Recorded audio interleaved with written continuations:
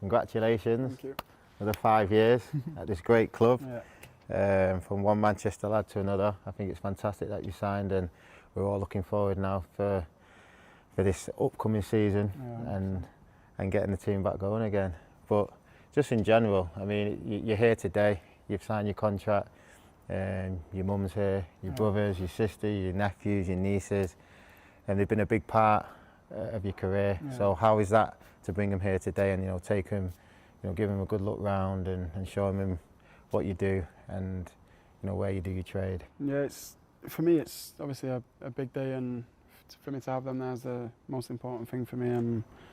Obviously my brothers and my mum, my sisters, they've been with me from the beginning, really, from when I was really young, so they've seen the harder side to the journey compared to my nephew, so they're buzzing. But for my mum and my brothers and sisters, it's a bit more of an emotional day for them. But yeah, it's nice to bring them here to an empty stadium. The stadium's special when it's empty, good, as well as it is when it's full, so yeah, it's good for them to see this side of it. And kids have been running around in the changing room and stuff, so yeah, it's a day that they'll remember. Yeah, brilliant. I mean, I think it's great. I mean, you're a massive player for this club, senior player, and there's lots of sides to Marcus Rashford, and we see it on the pitch, but your brothers look after you on the business side, which is good. And like you said, your mum's always looked after you. That's always a priority. So, but I mean, just standing at the stadium now, where did you used to sit? Because I used to sit over there in the family stand. We've sat in the family stand. Yeah. I've sat all the way up there, top of Stretford end. In here? Yeah. The away fans? Yeah. Paul McGuinness just used to try and get us to experience different bits of the stadium, because it really is you get a different atmosphere and a different vibe in different places. And then when we got a bit older, he used to sit us higher up on purpose so we could see the movements and stuff of you guys on the pitch. So everywhere's like home in the stadium. Okay, well, I'm going to ask. I've scored there once. Once. Stretford end. Yeah. What's it like every other week or every week scoring there? Honestly, it gets better each time. I think that when I scored there on my debut, it was unbelievable experience, just because I've seen so many familiar faces. Like a lot of my friends have season tickets and stuff like that, and they all sit in this sort of first tier in the Stretford end, and then obviously some of my teammates from the academy was in the family stand. So I just remember seeing so many faces. So that day was more unique, but the general atmosphere of putting a ball in the back of the net there is unbelievable. So hopefully we can do it some more. Yeah, and your first home game here, where was all the family sitting? Do you remember? They was in the family stand. Was he in the family stand? Yeah, they was in the family stand. There was a lot of them.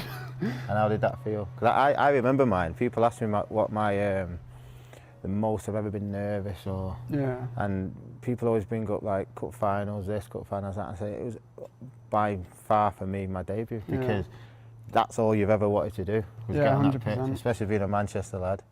And just running out and taking it all in. So I don't know if you feel the same. I think that when I was first on the bench, it was an away game against Watford, I think. I was more nervous then, but I think I'd not trained with the first team that much at that stage, so it was another 4 or 5 months down the line until I played my first game, so I was a little bit more settled and more excited for the occasion rather than nervous. And yeah, I think the players in the squad and the manager just give me freedom to just go and play. They didn't drill me with too much information.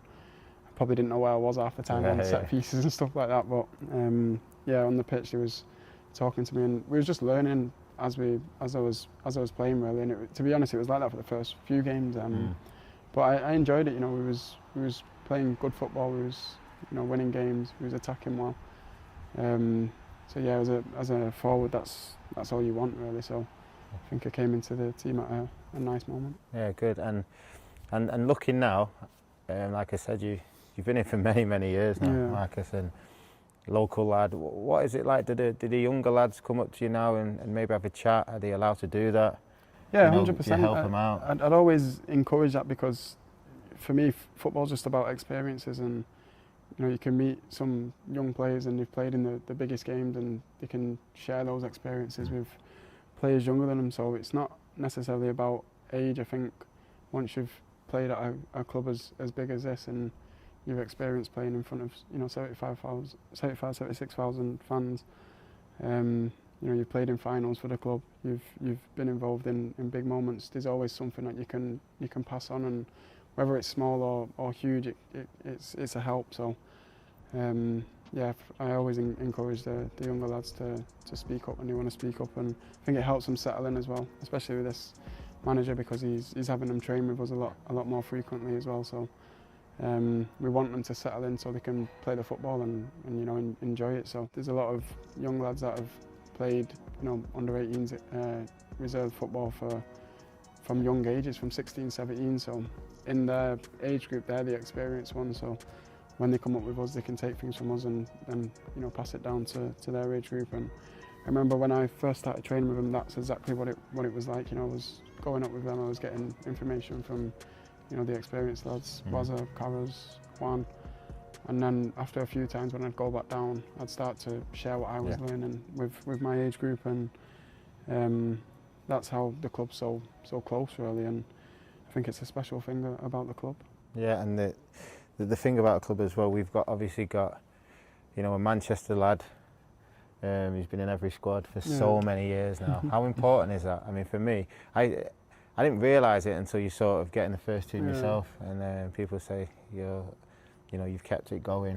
How important is it for you that the club and the players understand that we need to keep that going? No, massively important. It's a part of the club's history and the DNA now. And I think, do you know what? When I first heard that stat, I didn't actually believe it. I had Dwayne do some research, and it checked out. So it's a huge part of the club, and I hope that it continues, because at the end of the day, if you're from Manchester and you get the opportunity to play for the club that you support, it's a huge honour, and I hope that more people get to experience it. Yeah, and obviously the manager's been now for a season. Yeah. How's that gone? What are the hopes for this season? I thought we were really good last season.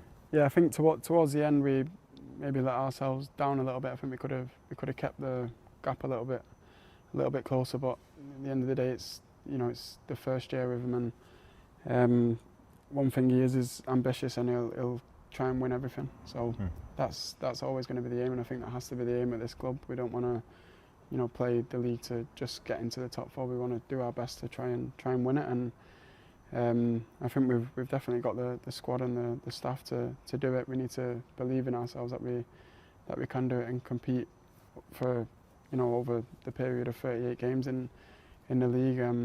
That's the biggest thing, getting the consistency and pattern of winning games. But we have to start the season right. Last season we didn't start the season right, so that's the first thing that we need to make sure we do. I don't want you to give me your secrets, but what's your challenge this season, if you're allowed to say? It's always to just try and do better than the season before. So in terms of numbers, but I think when the team's playing well and we're creating chances, the forwards are always going to score goals. So it's just about being in the right positions. We have some great passes of the ball in the team, and we've got different ways to create chances, and it's up to the forward lads and the midfield lads to, one, create chances, and two, score them. So we'll be looking to try and do that again. I think we can definitely score more goals than what we scored last season. So it's just about showing that we can do it.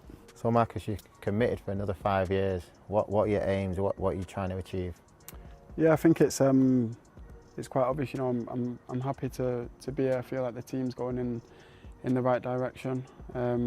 So yeah, I'm just fully focused on trying to win the biggest trophies for the club, and try and play my part in helping the team grow and build. And at the same time, I feel like it's the right place for me to keep developing and growing as a person and as a player. So I'm happy. I'm looking forward to the next 5 years, and hopefully we can bring a lot more success.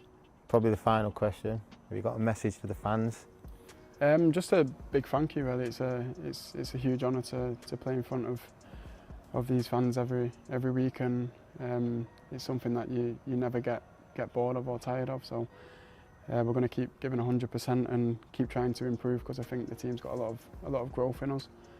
But yeah, we desperately just want to win trophies and you know, the days that I remember watching when I was a kid.